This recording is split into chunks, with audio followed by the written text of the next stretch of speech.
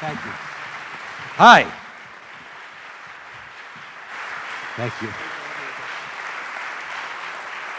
Hello, everybody. This is going to be very sacrilegious. It already is, I feel, like you and I just walk in, the two of us. I'm going to blame the two of us, but mostly me.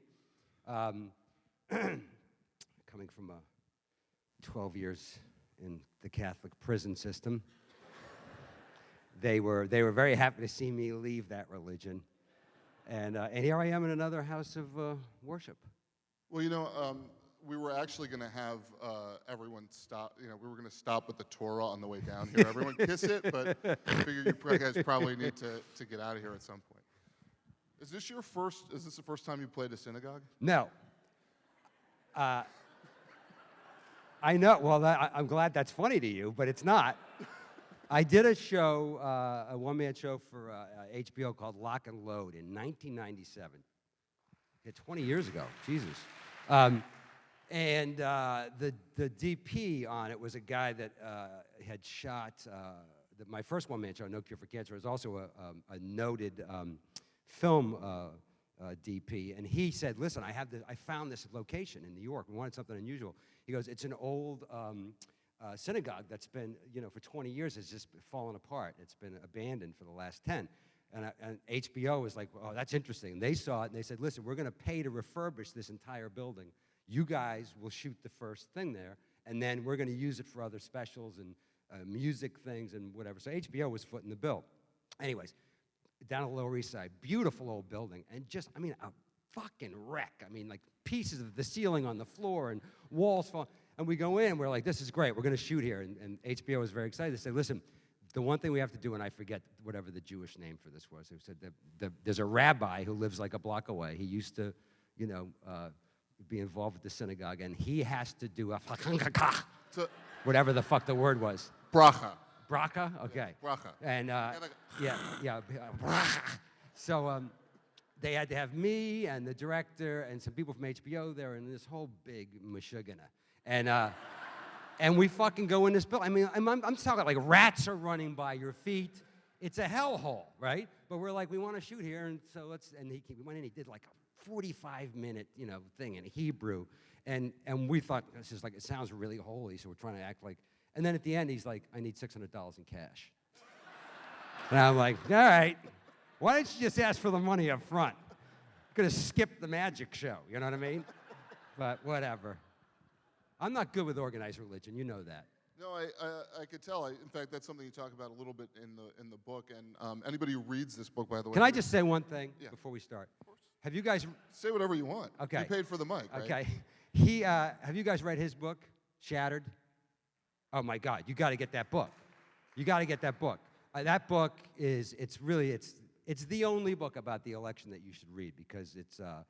and if you're a Hillary supporter and you're diehard and you don't have a sense of humor, I don't know why you're here to begin with, because when you read this book, your head's going to explode when you read this.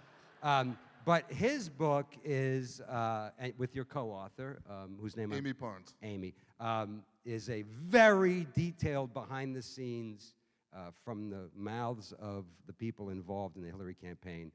I like to call it, it's like in sentence one, which is before the Iowa caucus, the dominoes start to fall. As you're reading the book, you're going like, oh my God, this is a shit show. And it really was, and it's really behind the scenes. It's fascinating, and it explains why she lost the election, really.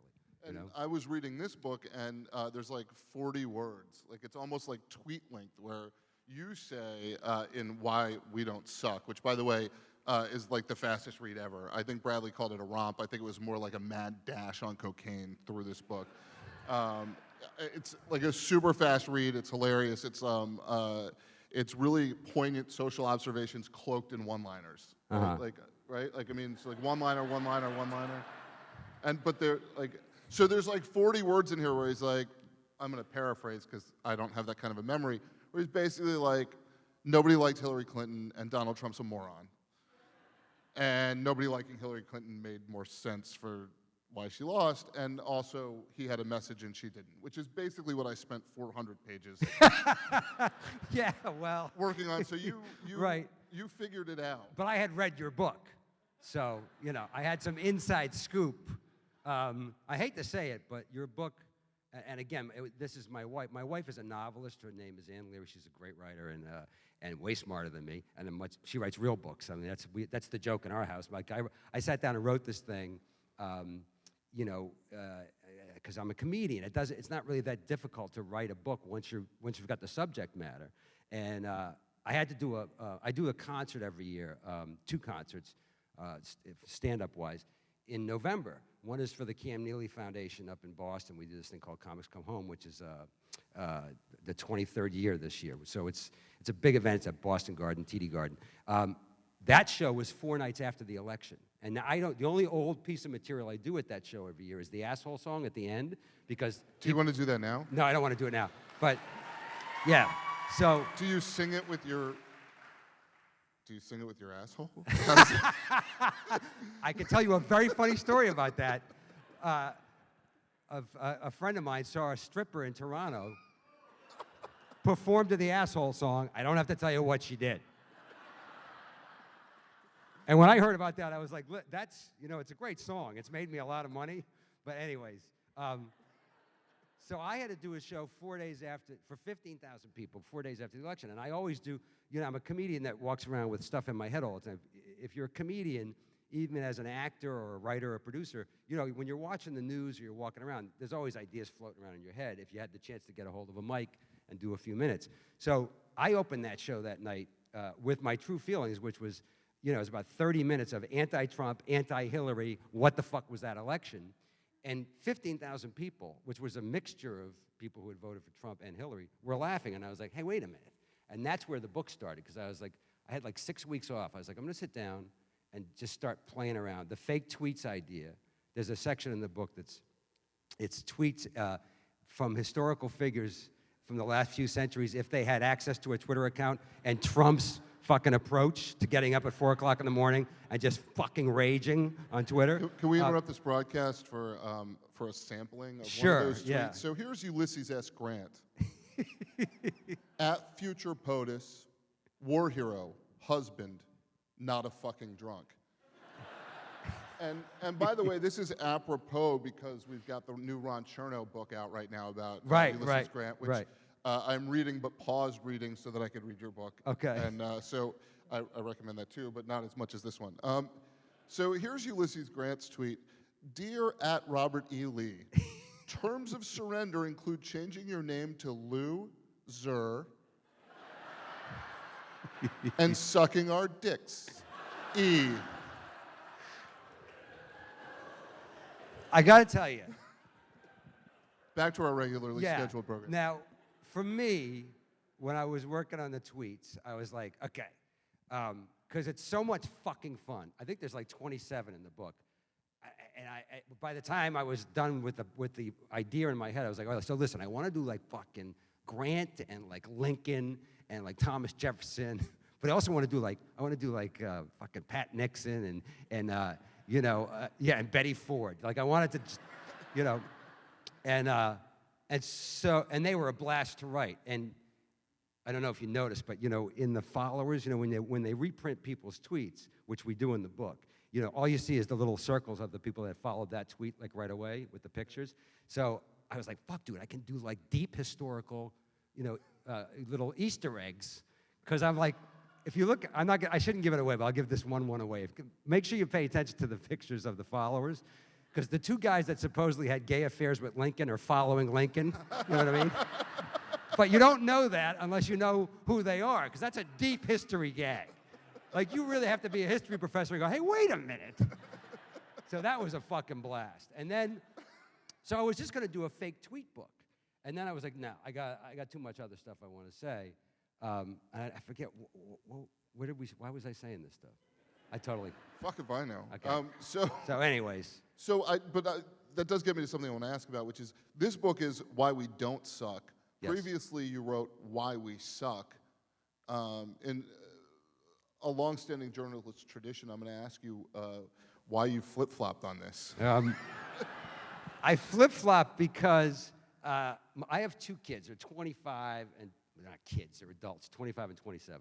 And this was the first election, even though it's not the first election that they had voted in. It was a very emotional thing for them, right? My kids are, college educated, and from my book, if you read it, in the end, I'm pro-millennial, right? Even though I rip them a new asshole for some of the shit that they do, social media-wise, and You hate everyone but millennials, which makes you different from everyone else. Yeah, in the that's world. true. That's true. Although I hate some of them too, right? But for them, I mean, truly, my kids did not know of Donald Trump except as the host, to them, he was the host, of this reality show that they had seen several iterations of while they were growing up. So the fact that he won, but also the way that the election was carried out and all the divisiveness and how ugly it got, a lot of the shit that was said about women, things that come out of his mouth, were highly offensive and upsetting. And it was a very depressing thing for them, not just Hillary losing, because they both were Hillary supporters, but just the process itself. The Bill Clinton stuff, that sexual stuff that was, it was just ugly for them. And so I felt like, and I'm just, I wanted to do it in a funny way. I wanted to actually sort of remind everybody, and include them in this process, like, yeah, you know what? It's not about these fucking people. It's really about us. My book is anti-Trump, anti-Hillary, pretty much anti-every politician out there, and pro-us. And I wanted to remind ourselves, whether it's guns, fake news, sexism, racism, whatever. There are extremes in this country, but there's also very common sense fucking middle ground where most of us live, no matter who we voted for. And listen, that sounds very serious. Obviously, I want you to laugh your ass off. But that's what sparked it for me. And my mother, who I talk about in the book, I talked about her in the last book. My mother's 90 this last summer. Yeah, she's about that big. She's from Ireland. She came over on the boat. She is fucking smart and hilarious and like the strongest force of a person I've ever met in my life. She's just an unbelievably funny truth teller, always was. And great Irish sarcasm, doesn't forget a fucking thing. She remembers everything I ever did wrong, and when I did it, who I was with, and the emotions that she felt that night when she found out. So my mother was... Am I married to your mom? That's news to me, but congratulations. So my mother, Sorry, honey. My mother was a beacon, a comic beacon, but also like a sort of, my mother's a real moral compass. And she was like, in all the years, she came here in 1952. So she said, in all the years I've been here, this is the most fucked up time I've ever seen in this country. I've never seen people this divisive and this argumentative with each other. So that was like where I began, And I had a blast writing it. I mean, I loved writing this book. It was making me laugh while I was writing it. I was handing it to my wife going like, am I crazy? Is this shit funny? Because I think it's funny. She's like, no, it's pretty funny. Fake tweets are funny. It's pretty fucking funny. Keep going.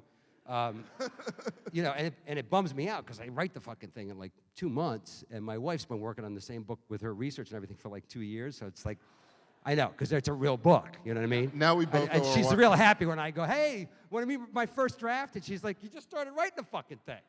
I'm like, yeah, I know. And part of it's tweets. Sorry, honey. I know, it sucks. But you write real books. I mean, so, it's unfortunately, it's unfair for comedians. I mean, they're shaped like books. It's unfair because you're better with language than everybody else, right? I mean, that's obviously an important part of comedy, not just timing, but which words you use. Yes, it's true. I think that's why comedians can write books. And this one is a real book. I mean, it's 300 pages. No, because Jon Stewart always, I did a couple of small books, and he would call them coasters right on the air. And I'd be like, fuck you, dude. It took a little while to put this together.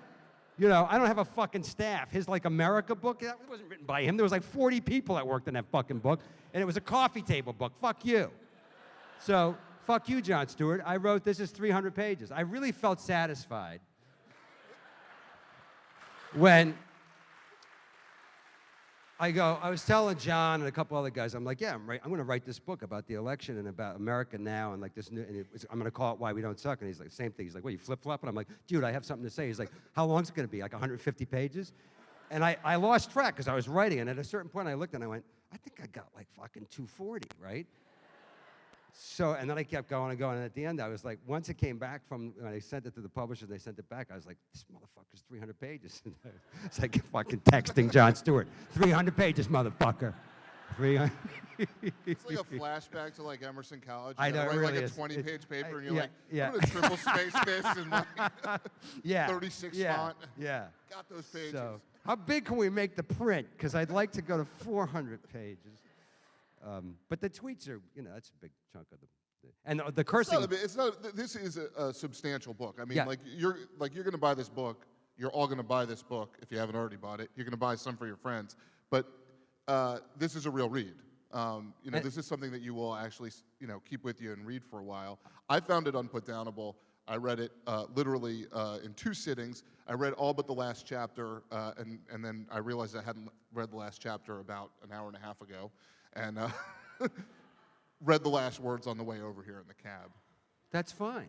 But I read the first part in one sitting, like the first 270 pages or so, and then the last chapter. Is that all right? No, it's fantastic, John. It's great. It's great. So one of the things that's interesting about this book is not only are you identifying problems, but you are offering solutions to our ills, such as the reality TV star presidency. Without giving too much away. No, we can give it away. You want to give it away? I think I talked about it on Fallon. Yeah. And I talked to Stern about it. I know I talked to Stern because he said he would be one of the judges. Howard. Oh, yeah. All right. So can you tell everybody a little bit about what you're going to do to solve this problem? And I know it's a fucking joke. It's a chapter in the book. It's called America's Got Leaders, ! Now, when I thought of it, I was like, this is a fucking funny idea. And I was writing it out, and I was like, this is actually not a bad fucking idea. The joke being, like, since we elected a reality TV star, which is essentially what my kids and a lot of people their age thought this guy was, and one of the reasons so many people voted for him is because he's an outsider and he's not a politician and blah blah blah. I thought back in the process because it's every time we do the presidential election, it's essentially 2.5 years. It actually really starts about now. Every time I see Elizabeth Warren on television on CNN, I'm like, she's fucking running. Fucking Joe Biden, he's going to be 90. She's your home state senator. I don't like her. She's reflective of She's all of unelectable as a presidential candidate. This is why I'm offering this solution, okay? I keep telling my Democratic friends, and I'm a Democrat. I've voted Democrat my entire life. Elizabeth Warren's not going to get elected. Fucking Bernie, Larry David could get elected before Bernie Sanders could get elected, pretending to be Bernie. So, in the book, I forget where I found it, but I did deep research. I double Googled everything. It's another thing that kills my wife. She's like driving to fucking, Pennsylvania, going into actual old libraries, looking up fucking things on, in old books, and I'm just sitting there like, ding, ding, ding, ding, ding, ding, ding. But there was a poll that was done in the last year about the 10 most trusted people in America. And this was so fucking depressing when I found it. I was trying to find out who the most trusted people in America. Well, it turns out the top 3 are Tom Hanks, Sandra Bullock, and Denzel fucking Washington, okay? And Oprah, and I double, triple Googled, Oprah used to be number 1, but once she was off television, she went to number 47. So if I think about what we're facing, first of all, I don't know Tom Hanks. I've met him once. Seems like the nicest guy in the world, okay? Sandra Bullock, I know. Extremely trustable. I've known it. We both started at the same time. Denzel, I don't know. I like him. Fucking Steven Spielberg was 8. There was a scientist, and he was like 12th, like a fucking actual scientist. So at this point, we may need to pick a fucking celebrity to run against Donald Trump. I'm saying let's forget all the PAC money, all the fucking stupid debates, the whole 2.5-year bullshit thing, turn it into a TV show. Howard said he would be one of the judges. Howie Mandel could be another one. Heidi Klum, a British person, right? Any British person. Okay?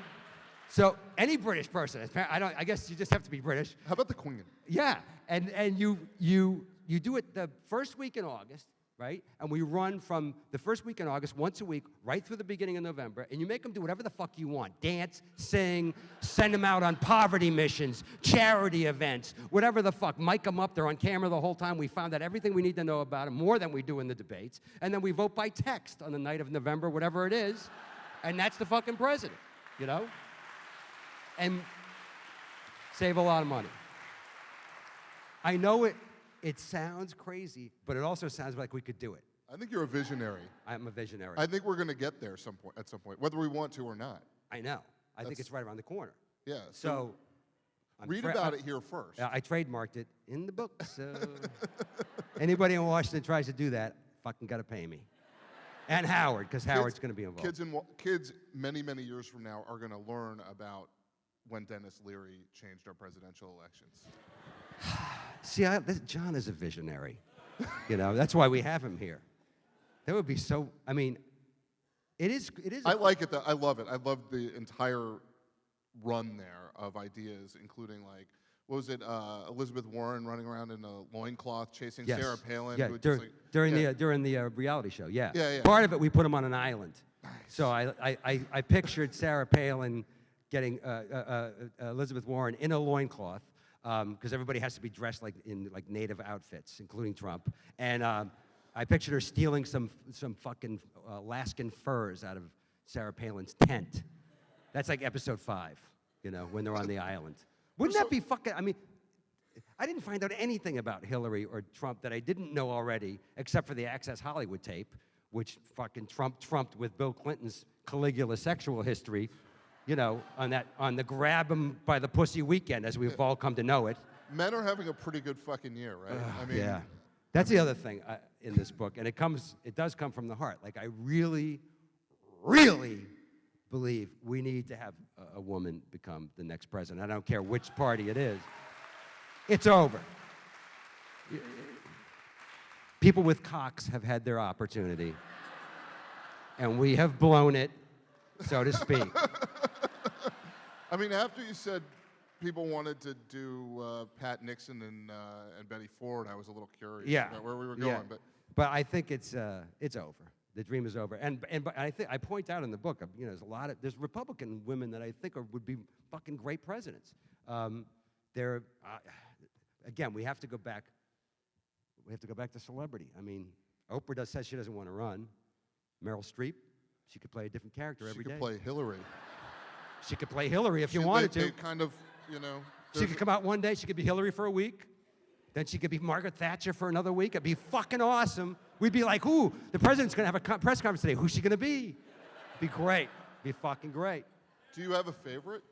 Do I have a favorite? Like, who would you be like, I'm gonna anoint a woman to be the next president? Not that women can be anointed president, as we found out. By the way, no.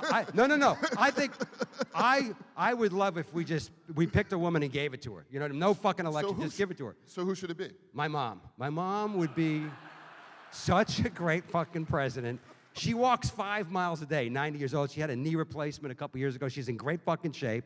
And she literally, she can curse in Gaelic, which would be great for the press conferences because everybody would be like, what'd she say?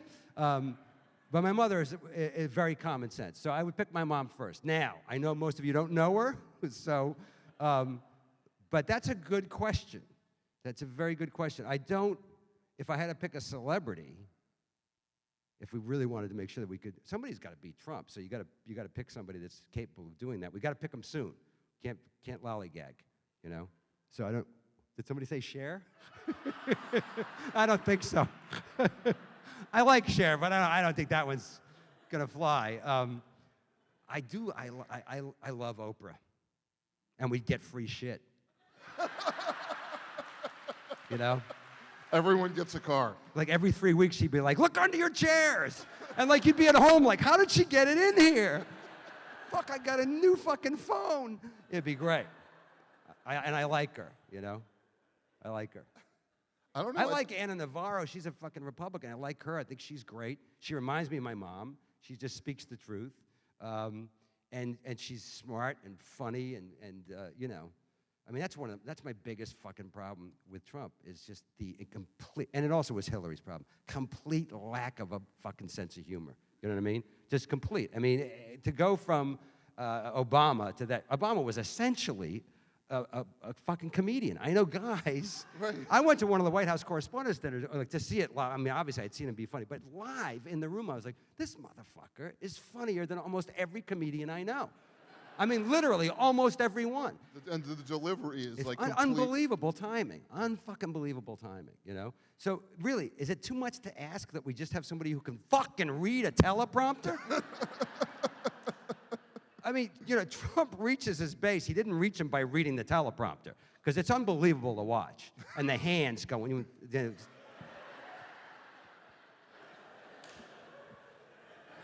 He can't even do the carryover, you know what I mean? Like, I'm talking over here and moving my head. He has to stop. Okay, now I'm talking again. So, you know, it's in the book. I've met Trump. Trump did an episode, years ago I did a sitcom for ABC called The Job, which was a cop show. Oh, thank you. And great show. There was 2 shows on at the time that were single camera, which was a groundbreaking thing. Us and Arrested Development, we both got canceled. So that's how good we were. But in the second season of The Job, right before we got canceled, we wrote a scene where Donald Trump, we were in one of his restaurants or his building or whatever, and he had to come in and say like 3 lines. And he agreed to do it because he's basically a TV whore, you know? So, and he came, I gotta tell you, it's in the book. He was charming. He fucking showed up early, not even on time, early. He was all made up in advance.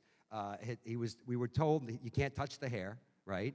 He was a completely different color. He was a really white guy at the time, 1999.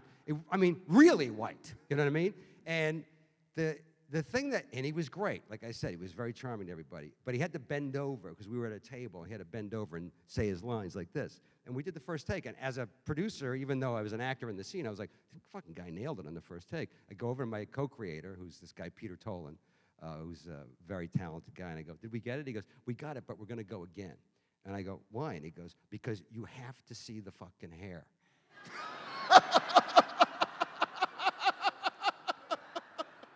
And I go, what? He goes, you got to see when he bends over. So I'm going to move one of the cameras, because I've got the view from straight on. I'm going to get this side and this side on the next take. So we go back, and we're going to do one more, Donald. Okay, walks over, blah, blah. He does a second take. We got it. Thank you, Donald. And he walks out. And I go back to the monitor, and they replay it. It's once you see it in close-up, in HD, and you can stop it and look at it, you go like, holy fucking shit. It's got to be 40 minutes in the morning. Do you know what I mean? Because it's built. It's amazing what he has to do. You know what I mean? To fucking wrap it around. There's like a bunch of hair here that comes around that side. This grows out. I'd love to see it in the morning. It grows out. It's all of this here is all like 5 pieces of hair that come down like this that he moves around and sprays into place. This stuff's grown back here. It was like looking at cotton candy. You're like, what is? It's unbelievable. I don't even know how to follow that. Just I do want to ask you, though, because a good friend of mine, like you, is from Worcester, and he starts every sentence with the word fucking. Yeah. And so I just figure that's like something of the area. You just like, you grow up there and everything's like fucking this, fucking that. Dude, it really is. It's like, I don't know why, because, you know, yeah, it's like the Northeast. And I think it's an Irish influence, because when I was a kid, sorry, I was crying laughing at that for a second. When I was a kid, my parents both come from there. My parents come from the same little area outside Killarney. And when I first went over as a kid, you know, my parents swore in Gaelic and English, even though my mother, like, to this day, is like, I don't know where you learned that language. I'm like, I fucking learned 2 languages right in this fucking kitchen is where I learned it. And everything, when I got over there, I write about it in the book, you know, the Gaelic, you know, the word cunt in Ireland is not verboten. It's like the cunting fucking weather, the cunting fucking car. You can't say fanny in Ireland, right? So my parents and all of my cousins, in America, we grew up in the same neighborhood. You know, everything started with fuck. Fuck and kuntava, fuck this and fuck that. So we went to Ireland, and it was the same thing, and I'm like, oh, so that's where we get it. My brother was in first grade, and the nun sent a message home to my mother that her and my father had to go visit because my brother was using the C word. And my father said, which C word? He had to ask that question. Because all of the politicians I've ever known who are from Boston who ended up being the mayor Or indicted. yeah, or indicted. Usually if you're the mayor, you are indicted in Boston. That's actually how you get elected. But in private, when you talk to those guys, everything is like, fucking Kennedy said this fucking thing, and fuck. So it goes right down the line. I think it's I wonder if the nuns talked that way in the convent when we weren't around, you know what I mean? I mean, Yeah, it's not A our lot of fault. It's repressed fucks there. geographical. It's not our fault. Yeah. So you write in the book about your favorite cuss word. It's like one long cuss word. Can you? It's all of them kind of put together. Yeah. Yeah, it's motherfucking, cocksucking, cunt fucking, cock licking son of a bitch. Which is, again, I think I heard my father say in Gaelic the first time. You remember when, you ever see the movie Christmas Story, you know? Darren McGavin plays the dad, and you know in that movie, whenever the fucking hot water heater goes out, and the kids can hear him in the basement, and all you hear in the movie is like, but that was my dad. Whenever anything fucking broke, or you know, if you asked him if you could help him to fix something, it was just a fucking stream of motherfucking cocksucking, motherfucking, and you're like, yeah, and your ears are like this, and you're just taking it down, you know. You hear the siren outside? It's like a Lenny Bruce show. Like Yeah, they're coming to get us. The Jewish police are coming to get us. Well, I put in, which is a real thing I found in the book. I can't remember how I stumbled on this, but a friend of mine or somebody said, "Listen, you got to look up this guy. He's a linguist named Dr. Jack Grieve. Works out of a university in England, and he's created these cursing maps based on social media all over the world. But the United States, he made these maps that show the common usage of dirty words and the 8 most used dirty words, and the first like 4 of them are like literally we all use. So it's like I said, well, I got to use this for the book because it's one of those things where it proves like Republicans, Democrats, no matter where we live, north, south, east, or west, we all use these words. And I found that really interesting, which is that fuck, all of us, that's number one, obviously. Republican, Democrat, whatever state you're from. And then the weird one was fuck boy. Yeah. I mean, didn't know that fuckboy, was popular. I know. I mean, if somebody said to you the top 8 swear words in the world, but the United States, fuckboy? I mean, I say fuckboy, but it's like every once in a while. But that's like, it beat motherfucker. I was like, holy shit. How did fuckboy beat motherfucker? You know? Is it wrong to make a Kevin Spacey joke? Is that? Oh, no, can't be. What'd you say? So the maps are awesome. You get the tweets Yeah. of the fake tweets, and then you get the maps of where all the profanity is from, free alongside the rest of the book. Like Yes. it's in the book, but like Yeah. you also have. Well, the tweets obviously is in a section about social media. That's not just about the election. It's about how we all live on social media, how my kids, how that generation approaches it, and also fame, because all of these politicians become famous once they start running for president. In Trump's case, he was already famous, and that's part of the whole celebrity conversation. And with social media, especially with my kids' generation, like there's so many people that desperately want to be famous, and sometimes for all the wrong reasons, and sometimes with no talent or no idea what to do with it once they got it. And I've been famous for 25 years. I thought, I wanted to express my experience of being famous in the book to show people basically what's valuable about it and also what's completely idiotic and empty about it. Because, you know, my kids are very unimpressed by me and don't think I'm cool at all. And I've learned that that's as it should be. And I've spent 25 years of being famous being mistaken most of the time for Willem Dafoe and Kevin Bacon. From the moment I got famous. Like, yeah, I've told this story before. I tell it in the book. I don't think they can write. Yeah. Well, you know what? Neither one of them's written a book. You're right. But by the way, if I have to be mistaken for two fucking actors, I'm mistaking up. You know what I mean? Defoe is an Oscar-nominated guy. Kevin's won Golden Globes and Emmys. So I'm like, yeah, I'm fucking Kevin Bacon. Yeah, here you go. Willem Dafoe, you got it. You know what I mean? Because those guys are getting. Did you write the asshole song? You know? Hey, weren't you in Operation Dumbo Drop? And Defoe and I share this woman who sometimes works on films, who's a makeup person, and she said he literally gets Operation Dumbo Drop like once a month, and he stopped being angry about it, and now he's just like, yeah, it's me, I'm in it, you know. So we're gonna take questions in a couple minutes, but one of the things I wanted to let people know about in this book is you talk about celebrities and people in Hollywood in a way that I think is like really fascinating for somebody who's not there, which is you basically say like these people are complete douchebags and these people are really good people. Yes. And you mix in some of the celebrities with some of the people that you've known personally who aren't famous in talking about what unites us as people. Right. You talk about Michael J. Fox, who's a friend of yours, Cam Neely with the Boston Bruins, your cousin, who was a firefighter who was killed in a fire.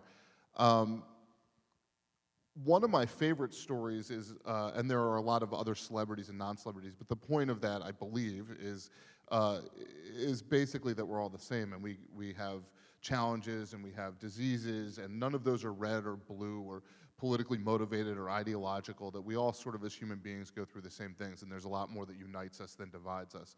But one of my favorite sort of celebrity things in here is, because I think it says a lot about you, is your meeting with Beyonce. Oh. Your chapter, Beyonce and Me. Yes. Which I wasn't expecting. Right. Because I don't first think Beyonce, Dennis Leary. Yeah. Sometimes I think Beyonce, Jay-Z. Yeah. Sometimes I think Beyonce, me. Yeah. But I don't think Beyonce, Yeah. Dennis Leary. Yeah. So could you just tell us that story, and then we'll take some questions from the All audience? right. So this is it's very detailed in the book. It's a whole chapter. But the point being, I used to host this show called Fashion Rocks, which was it started in like I think the first time was 2003. Was the first one we did, and they were broadcast on TV, and they were done. The first couple of ones were done live. One was in Europe and broadcast live there and on tape here. But anyways, they were big events. Basically, they get 17 famous fashion designers and 17 gigantic fucking rock or pop or hip hop stars, and they would do a concert. In England, it benefited the Prince's Trust, and over here, various charities. So, like the third one, I think it was. You know, I was hosting, and there's a great gag in there about me. You know, if you've seen my Twitter account, my profile picture, I'm wearing a gown that Keira Knightley wore to the Pirates of the Caribbean 2 premiere, I think it was, because I did a sight gag that night. That was a great gag that's mentioned in the thing. But no offense, she looked better in it. yeah, right. She looked way better. But strangely, the dress fucking fit me, which was weird. Wouldn't fit me. Yeah. And it's very detailed because I was sexually harassed that night when I was dressed as a woman by Kid Rock and Leonard Skinner, who were performing together. You have to read the chapter because it was embarrassing for me to find out from a couple of women who were working on putting me into the outfit that I had girl legs, which I do. I have long, skinny fucking legs. And that night when I was putting the dress on and dress rehearsal, they were like, "Oh my God, you have such great legs." I'm like, "Oh fuck." And then, you know, the dress fits me, so I'm like, you know, and I'm, you know, whatever. So I'm dressed as a woman, and fucking one of the guys in Leonard Skinner said I had a nice ass, and I was like, hey, fuck you, you know? How dare you say that to me, you know? And another guy said I had, like, no tits, which I don't. And I was like, hey, how about my legs? Like, I was so defensive. It was unbelievable. It was unbelievable. I waited my entire life to meet Debbie Harry, who was like one of my fucking, like, I had a crush on her when I was fucking 17 years old. And what night do I meet her? At the event, I'm introducing her. I'm in a dress with earrings and fucking high heels on. And she's like, hi. I'm like, hi. Fuck. So anyways, Beyonce was performing that night. And my daughter is Beyonce's biggest fan. My daughter was 16 at the time, I think. or 14, whatever the fuck it was. She came with her friends, and she was like, Dad, can we meet Beyonce? I'm like, we're meeting Beyonce. We're doing that tonight. So Bryan Adams, who's a fucking amazing performer, who, you know, just an amazing performer, had blown the house out when we did it in England. And on this given night, I didn't meet Beyonce in advance. She was introduced by the voice of God while I was getting put into the dress. But I knew that we were all going to the after party and that there was a celebrity exit. So I said to the girls, come backstage right before the final number. We're going to go hang out by the celebrity exit in the back of the building until we see Beyonce and meet her. And I swear to God, man, when she came down the hallway with her entourage, she was looking at me. I said it in the book. She smiled at me first, and I'm like, fuck, she loves me. And I'm like, we're going to meet her, and she's going to be my friend. We're going to go to the fucking party with her. And I'm like, Beyonce, you were fantastic tonight. She's like, so were you, Brian.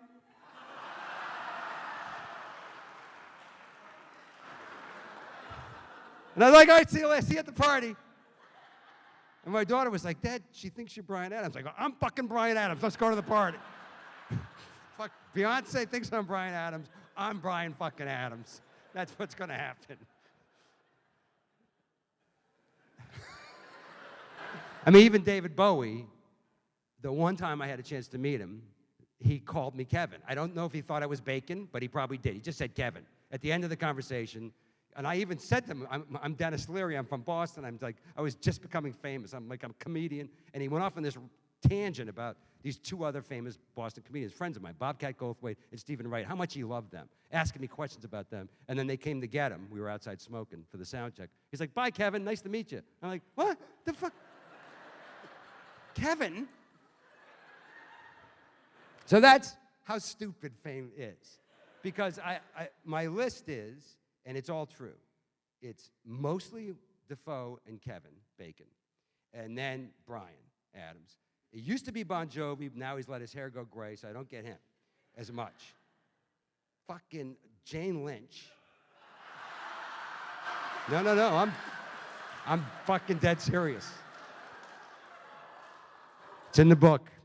Ellen DeGeneres, which was like, at a lesbian convention in Cleveland. I was making a football movie. I had really short hair. My character wore a T-shirt and a sport coat and like chinos and sneakers. I was outside smoking a butt, and when I went in the hotel, it was like a regular day. When I came out, I didn't know it was going to be Gay Pride weekend that weekend in Cleveland, and there was all these lesbians coming off buses getting badges, and one of them goes, "It's Ellen!"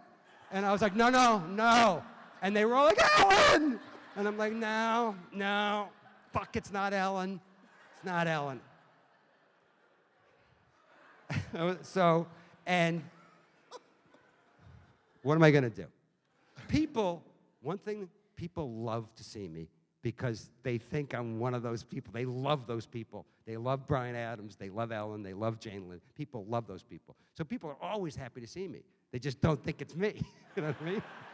Well, the way you were feeling about Beyonce, that she was going to be your friend and hang out and everything, yeah. I feel that way about you. So, do you really? Yeah. Well, we're hanging out. Yeah, we were hanging out backstage. I was like, sure, we're going to go out and have a good time. Yes. Like, we'll talk, we'll email. And yeah. So just so you know, you people have that feeling about you, too. Because what you want me to do is introduce you to Beyonce as Bryan Adams, right? That's what you want. Awesome. Yeah. You can bring and by the way, I could probably do that. If we found Beyonce and walked into a restaurant right now, she'd go, Bryan. I go, hey, listen, it's my friend John. I'll be Bryan Adams forever. I don't give a fuck. By the way, how about President Beyonce? One word, lemonade, right? That's Done. Done. We're going to take questions. Yeah, we've got microphones set up at either side here. If people want to ask questions, line up, and we'll do that. Okay, nobody. Great.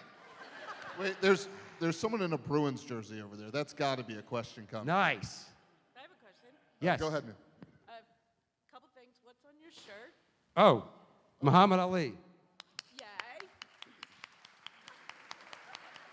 I'm a big Muhammad Ali fan. Me too. Yeah. But I loved you as Tommy Gavin. In Oh, thank Rescue you. Me. Yeah. And I look forward to your book. Say that again? I look forward to your book, but I love your wife's books. I know, my wife's a good writer. Yes, yeah. So when's her new one coming out? She is. No, believe me, that's fine. I was in fucking someplace, Detroit or Chicago recently on this book tour. And we came out of that, when we were done with the event, I came out and there was like all these people standing there, a bunch of women wanted to take a picture of me. I'm like, women love me. And, and they go, can we take a picture? And then we want to take a group and then individual. I'm like, yeah, sure, go ahead. So, give the camera to somebody. And they're like, we're fans of your wife, not you, but we wanted to take a picture with you. And I'm like, that's great. Thank you. She's been working on this book that I've read the first draft of, which is the best thing she's ever written, but it's very dark and it's fantastic. And she's still finishing more research and working on her second draft. So it's, I'd say probably about a year, maybe. But, sorry, so we'll go back and forth. Hi, Dennis. Hi. What a fun evening. Thank you. And rock star. Since Kevin Bacon is a rock star, do you have a rock band? Yes, I do. I have, my band are the guys that have, we used to be called the Asshole Band. And, With the one song? Yeah, with the one song. And so they're all real musicians. There's a guy, one of my drummers, a guy that used to be a keyboard player for Ozzy Osbourne for years. Just a great group of musicians. And we get together, usually this time of year, a week from, this Saturday we're doing the Michael J. Fox concert for Parkinson's in New York, which we do every year, which is a mixture of rock and roll and comedy. And then a week after that is the Cam Neely thing, and we do the Asshole song. We usually do an opening song, and then Jimmy Fallon usually comes. His father's life was saved when he had cancer by the Cam Neely house up in Boston. And Jimmy and I usually do at least one number together. This year we're doing a lip sync battle that he challenged me to on the air. So we're doing a lip sync battle, which I've never done lip sync. So, but I'm gonna beat him. I have a surprise up my sleeve. Come to the Birchmere and bring your band in Alexandria, Virginia. Oh, wow. That's where Kevin brings his band. Wow. Yeah, thank you. Okay. We'd love to have you. Over here. Okay, so I know who you are, and I love all this stuff.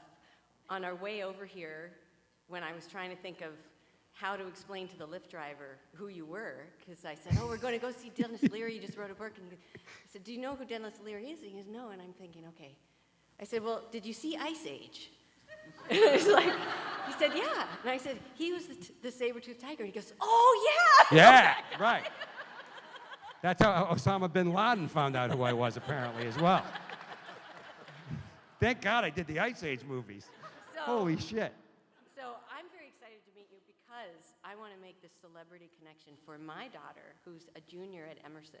Oh, my God. In That's my alma mater. I know. So I want to say to Serena, oh, yeah, I met Dennis Leary, and I'll figure out how to get a hold of him, and you can have him in one of your movies, like as a walk-on. So Listen, I'm getting older. I might need this connection. yeah, I know. And she's going to be really good. I tell my kids that. My daughter's a writer. I'm like, write a part for your old man. Not Willem Dafoe. If Dafoe gets that part, I'm going to be very angry if your daughter hires Dafoe or Bacon. I'm fucking going to be pissed. Now, Hey, remember that woman in D.C. whose daughter went to Emerson? I have one more thing to ask. When they said, these books were pre-signed, and so we all started looking, and I'm like, wow, this is a really cool signature. And then all these people said, wait, that's not the same as ours. So Let me we're see. like, okay. No, those are all mine. I fucking signed 10,000 of these Sign fucking things. these books. Yeah, fuck you, cocksuckers. That's my signature. Yeah, that's my signature. They're all my signature. Yeah, fuck you guys. I had to sign 10,000 of those things. Maybe my fucking hand got a little tired. Jesus Christ. How dare you impugn? Wow, impugn. Impugn. I pulled that out of my ass. Yeah. Impugn. I must have read that in your book. Wow, impugn. That's pretty good, impugn. Reggie Jackson doesn't get that shit. No, I know. Everybody's like, oh, Reggie, this one looks a little different, like, you were You know what's funny, though? I told that story. I don't remember which show I told it on. Oh, it's in the book, too. I tell that story about my Uber driver that thought I was Kevin Bacon, and I just wanted to. When you read the book, you read it. Sometimes it happens, I just fucking lie. Like people go like, oh, hey, fucking Kevin Bacon, I'll lie. In an airport, it's easy. You just sign as Kevin Bacon and they go away. Maybe you take a picture and you go, they'll find out later that it's not Kevin Bacon, you know? One in every 6 books here is signed Kevin Bacon. Maybe Bacon has been signing. Yeah, you can't lie. Now I'm not going to lie to Uber drivers or fucking cabbies anymore because then they Google the image and I get caught. And it's just easier to try to explain who I am.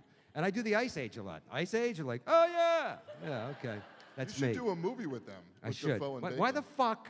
Right? You know, you would think those guys. Like 3 Brothers or something. You know, Unbelievable. Every time I see Defoe in something now, I go like, fuck, why is that not me?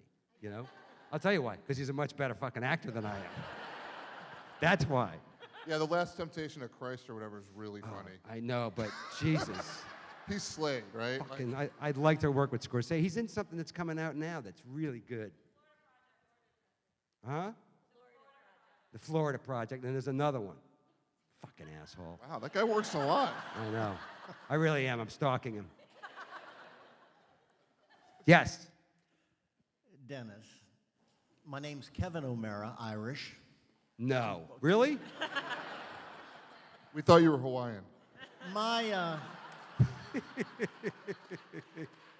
my wife is not with us this evening because I purchased her a ticket, and she asked me, "Is that guy that every other word out of his mouth is F-U-C-K?" And I said, "Well, yeah, but it's funny." She goes, "I don't think it's funny." I go, "Well, I do, okay? I think it's very fucking funny. I don't like when you say that word." Okay, fine. Don't let her read the book. Oh, no, it's worse. No. Her fucking head will here. explode. We're taking it one step further. Okay. You could redact it like some of the... If somebody has a pen, Dennis, you really do me a favor if you'll write above your name, "Hey, fuck you, Kevin." Yeah. Oh, yeah.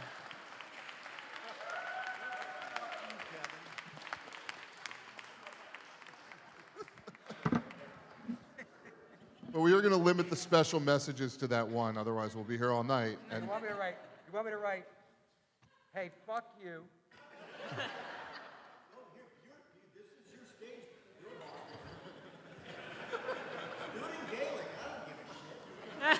Fuck you, Kevin? no bacon in here.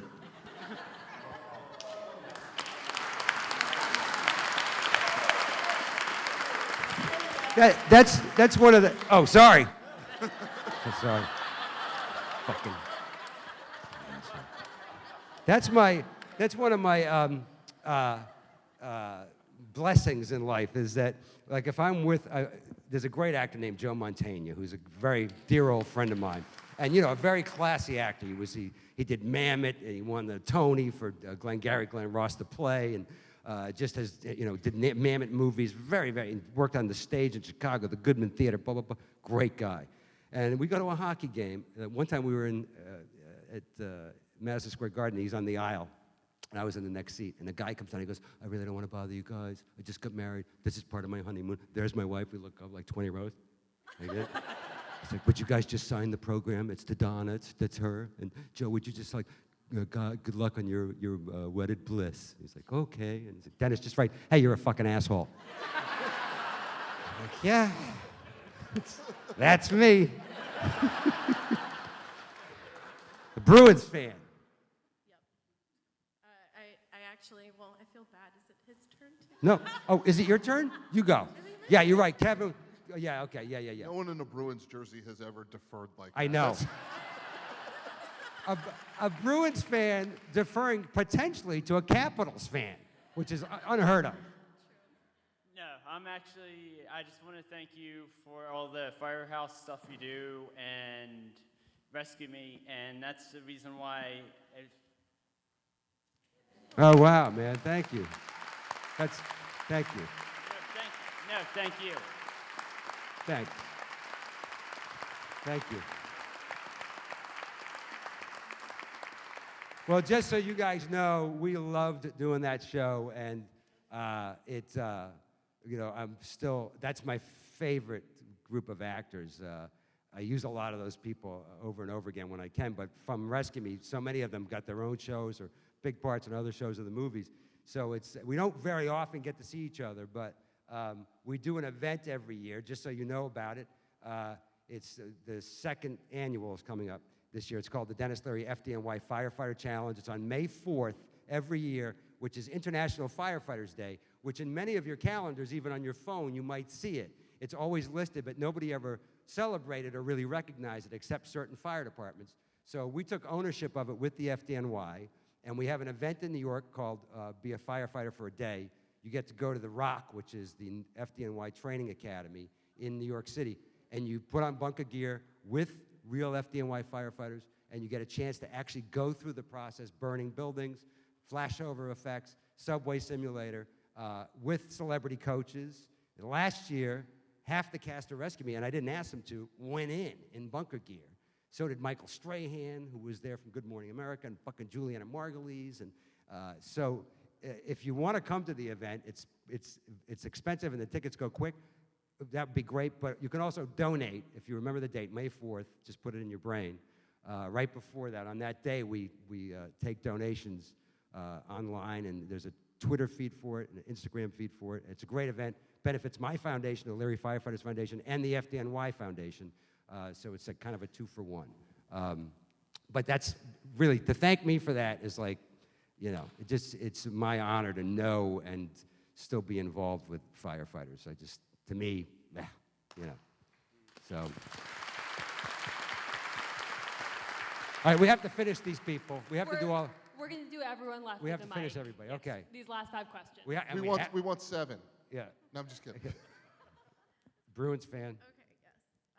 So you've kind of been my idol for a ridiculously long time. And You're sure it's me, right? Yes, I'm Okay. sure it is Okay. you. No, because it could be Kevin Bacon, you don't know. Yeah, no. Seriously, like my friends will even tease me. Like one of my friends was just kind of like, "Should I have bail money ready? Are you going to just like pounce on him?" And I'm like, but anyway, I swear I'm not that crazy of a fan. Well, maybe just a little, but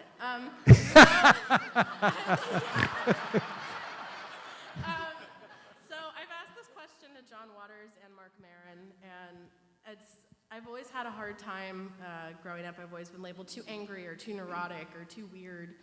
And is there like a good way to tell people to fuck off without saying fuck off? Because like, I can't just say that to my parents or, you know, in certain situations. I mean, is there just a good way just to tell Well, them? I grew up in a house, for better or worse, where we all just basically said, go fuck yourself. Right. Or fuck you, or, you know, everything was expressed. There were no emotions that everybody was constantly yelling and screaming, which is where I got a lot of it. And a lot of that was brought out by the nuns, because my brother and my sisters and all my cousins, we all went to the same school with the same nuns for 12 years. One nun said to me, like my junior year, she was like, "You're failing everything, but you're going to graduate because we fucking want you out of this building." So to me, I was like, wow, they really want me out. I just say, you know, that's why I love GFY, man. It's just so fucking perfect and easy to type, you know? Yeah. But yeah, my advice, what did Marin say?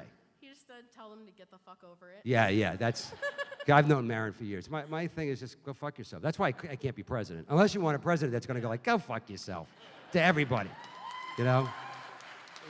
Can I just jump in here for a second as a journalist? I might have some advice, which is to construct a go fuck yourself question, which isn't actually with the words go fuck yourself, but you point out the error of their ways with their question and put them in a box where anything they says makes them sound like an asshole. Much smarter approach. Yeah, just as a... Okay.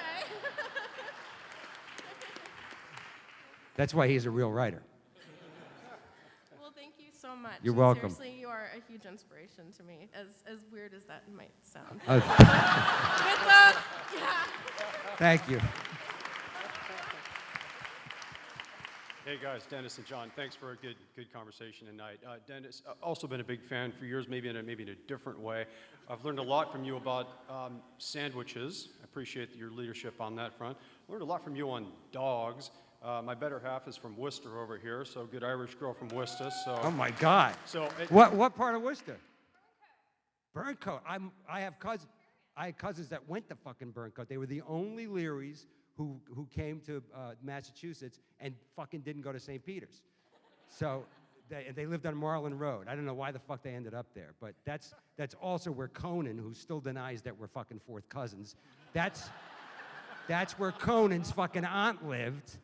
His grandaunt, Conan's mother was a Doherty, my dad's mother was a Doherty, and Conan to this day is like, we're not related. Fuck you, we're not. So, anyways, his fucking family was from Burncoat. But we never had a beef with the Burncoat kids. Yeah. So, anyways, I'm sorry, I interrupted you. No worries. Sorry. That was my fault. That was my fault. Hey, so first of all, I'd love to hear a story about, something about dogs, maybe Clancy, R.I.P. Clancy, big fan. Dogs and sandwiches, there's a lot of funny stories in there, I'm sure. Secondly, Matt Damon has a big charity for water. I'm thinking, part of that's you gave him a nice plug on your show there a few years back. I'm thinking the flip side of safe drinking water for everybody on the planet is there's about 2 billion people that don't have a place to go to the bathroom all around Africa, Asia, and Latin America. I want to pitch you on a new charity here, the Global Sanitation Challenge, to give you an opportunity to, cuss in public, talk about shit a lot. So I think there might be something in that for you. I'd love to get your comments on that, too. Thank you, Dennis. You're welcome. And you're talking. Have you read the book yet? I'm through chapter 1 so far. Oh, that okay. One-page chapter. There's actually a story in there. You've read it. Yeah, I have taken public shits. I'm sorry. Like it doesn't happen to everybody at some point in our lives. Mostly while I'm driving. And I'm pretty sure that the one time I did it that I talk about in the book, they did think I was Kevin Bacon. The people that caught me. It was in Michigan. I had to pull. It was fucking the next rest area was 37 miles away. I had no choice. And I've also I basically piss wherever I want. So I smoke wherever I want too. I tried to smoke in the White House when Obama was in there. But I didn't. You wouldn't have been the only one. I just assumed of all the fucking guys that were president, right? That's the guy. And I knew that Jon Stewart, when he was running for president, Jon Stewart was in an airport. I forget which city it was. Obama was running as candidate. And John was John and said, is there a place I could smoke? Because he had a connecting flight. And they loved John. Fucking, they always love John. So they take John down to this secret place down near the tarmac where the fucking, the crew guys, the guys who bring the plane and hang out. And they're like, yeah, you can smoke down here. And he's smoking, and fucking Secret Service guys come down. It's fucking Obama. And he lights up. He's like, hey, John, how you doing? So in 2013, the Red Sox won the fucking World Championship, and I got invited to go to the White House. And I'm like, fucking A, dude, I'm smoking in the White House today. Because it was a Rose Garden event, and then we go inside, and there's like, you mingle with the players, and the president was going to make another speech inside. So, and I had a friend in the Secret Service, and he's like, dude, you're not fucking smoking in the White House. And I'm like, dude, I got it. He's like, you're not fucking doing it, okay? There's no way it's happening. You can't fucking smoke in the White House. I'm like, so let me just fucking take an ashtray. Because there are famous fucking ashtrays in there that Lincoln used. I mean, everybody fucking smoked. LBJ fucking smoked, fucking JFK. And my buddy was like, he was writing it, dude, you're not fucking taking a coaster. You're not taking a fucking thing out of here. I didn't smoke, and I didn't get anything. And I know. I was like, dude, give me a coaster. Give me a fucking coaster. Got nothing. In Washington, people ask for forgiveness, not permission. Yeah. I should have, but he was right next to me. And every time I turn around, there was a SWAT guy. I'm like, oh, okay. Do I want to die over a fucking cigarette? You know what I mean? Anyways, thank you. I don't know if I answered the question. Dogs, Sandwiches. Dogs and sandwiches, they're in the book, I think, too, right? Everything I write has dogs and sandwiches in it. I'm going to check the index. There is here. no index. My publishers didn't have an index. I don't think I've ever had an index, and I always wanted one. And also the bibliography is very long. Yeah, really long. I think it's like, my next book I want to have an index, because that really makes you a real writer, right, doesn't it? You're a real writer. You've published multiple books. Tell my wife. Say it out loud. Get it on camera. Honey, And one of the co-authors, say it to the camera, one of the co-authors of Shattered, #1 bestseller. Dennis Leary is a real author. It's not going to fly. I fucking read it. It's a great book. I know. Thank you. Thank you. Is that like, can I do a commercial like that? Yeah. I fucking read it. My It's next great. trailer. My next book trailer. Back of the paperback. That Yeah, would be yeah, fun. definitely. Hey, thank you guys for coming out in the rain. Unbelievable. Thank you so much. To a synagogue where you could quite possibly, after tonight, go to hell. I mean, you really are fans. I think I'm about 11 years too late mentioning this, but I'm a Boston native, and I still think of you in the Nesson booth, Lenny Clark, talking about Kevin Euclid playing first base and Mel Gibson being... Oh, yeah, yeah, yeah. Fuck, what year was that? 2011?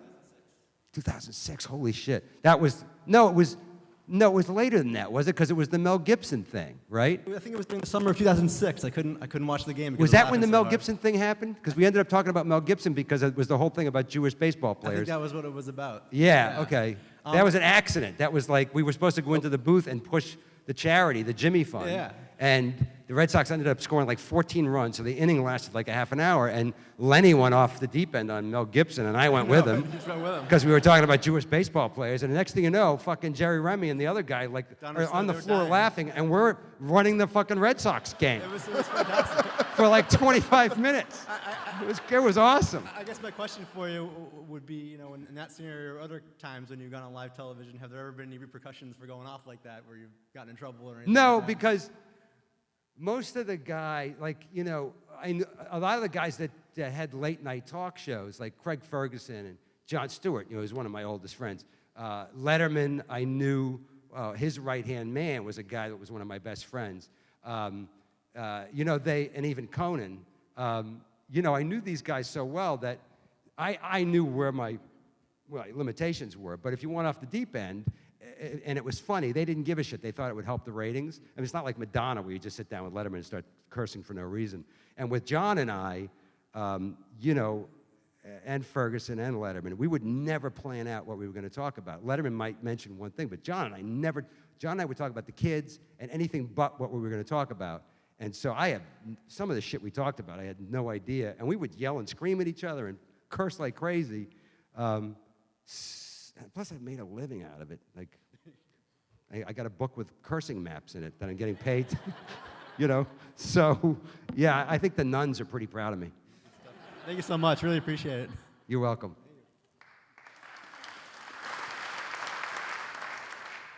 Dennis, as the granddaughter of a firefighter, I'd like to thank you for the public service you've performed by solving this whole election problem for us. That's really You're great. welcome. So now, what are we going to do about the fucking House and Senate? Yeah. And, for an added degree of difficulty, resist the temptation to answer me with the Hunger Games. Yeah, I don't know.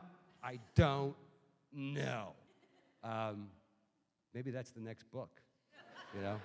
It's what are you looking up? Oh, tweets. Yeah. When you get home tonight, and that'll probably be the first thing you go and look at is the tweets. And hopefully you'll laugh your balls off. And the cursing maps, which are The real. fuck map. I didn't make these up. I did design the tweets, but these are from Dr. Jack Reeve. So it's literally, it's very interesting that a guy, I think I'm such a lucky guy to be able to do what I do from fucking Maine, South Worcester, you know, when the nuns told me I was going to hell, and look at me, I'm in a synagogue, right? You know, holding up cursing maps. You know, what a great country. But this guy, Dr. Jack Reeve, actually is like, he's going around studying the word fuck and getting paid a lot of money to do it. And I wish I thought of it. But it's a lot of work. That's why I just went to him and published Bitch it. is popular in the Southeast. Bitch is, yeah, very popular in the Southeast. And our last question. Well, it's kind of anticlimactic, but I was just wondering what happened with Sirens. I drug my girlfriend along after being a fan of yours for a while, and she was like, go ask him. I was like, okay. Well, it was USA Network decided they wanted to do comedy. My wife, as if my wife isn't like angelic enough, my wife was also an EMT for a long time in this town we lived in Connecticut, which was remarkable and you know, made me feel guilty and proud. At the same time, my whole excuse was like, I don't have time to be an EMT, you know? And she was like, I fucking made the time. So I was like, okay. And from that, I discovered, a British friend of mine mentioned this series Sirens, which was on the air over there and got canceled very quickly.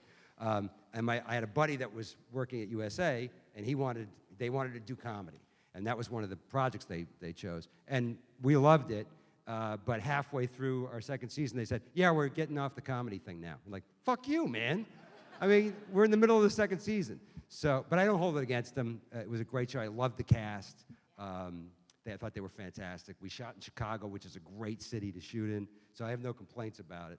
But I'm a shark, so I swim forward, and I very rarely go back.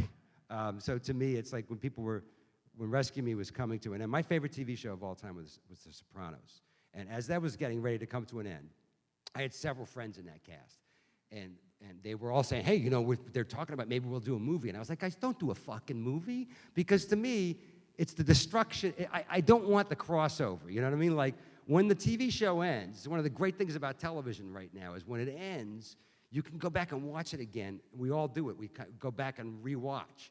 So I don't want a fucking Sopranos movie. When they were talking about a Rescue Me movie towards the end, I'm like, I'm not fucking doing a movie. There's no way. So when something dies, like Sirens, and they want to go to Netflix or whatever, I'm like, it's weird to me, you know? The Arrested Development that they did on Netflix was nowhere near as good as the fucking original. So I think that's like, if it dies, bury it, swim forward. So your British guy for the election thing could be Graham Norton. I love Graham Norton. Yeah, that's a great fucking idea. Thank you. The British guy in America's Got Talent, which is kind of how we started the evening, and we just cast our final judge. Full fucking circle. Guys, thank you so much. Don't forget to buy John's book, too, Shattered. Great book. Thank you so much.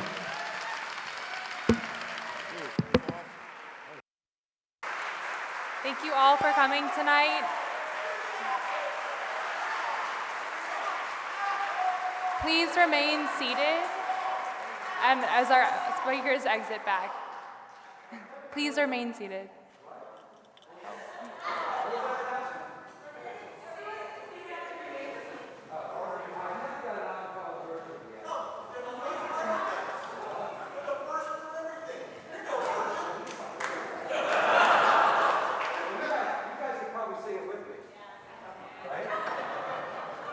You guys know how it goes, right?